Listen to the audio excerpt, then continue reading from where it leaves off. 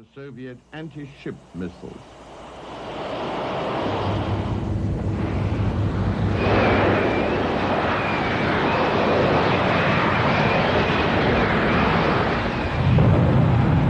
The standard takeoff weight of 10 tons includes 2,200 pounds of weapons and 5,000 pounds of internal fuel.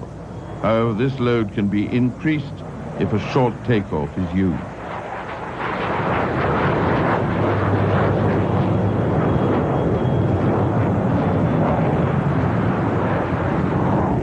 The Forger can reach supersonic speeds, but only just. It was clocked by an American interceptor at Mach 1.05. Its rate of climb is about 15,000 feet a minute, and its ceiling is 40,000 feet. Its wing area is 4 square meters less than its western counterpart, the Harrier.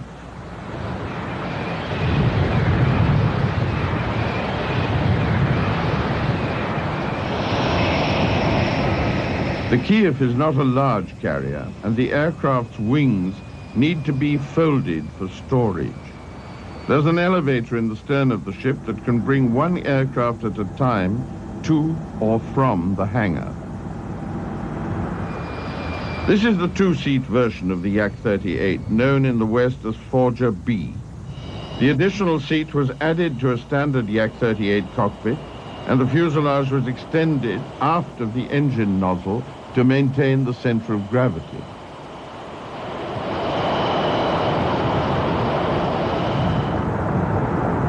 The Yak-38 has almost 3 times the Harrier's risk of engine failure.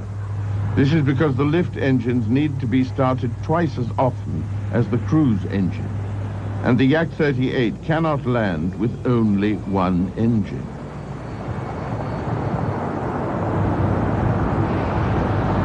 The U.S. Navy was not undaunted by the emergence of the Forger. U.S. Navy fighters and reconnaissance helicopters were quick to show their interest.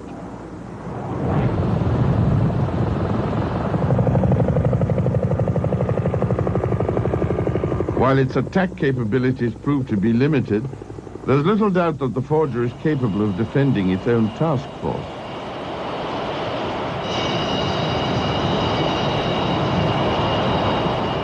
Being a true vertical takeoff and landing aircraft, the Yak-38 can perform many of the normal functions of a helicopter. Therefore, helicopter landing pads on naval or civilian ships can be used by the Yak, allowing it to expand its effectiveness.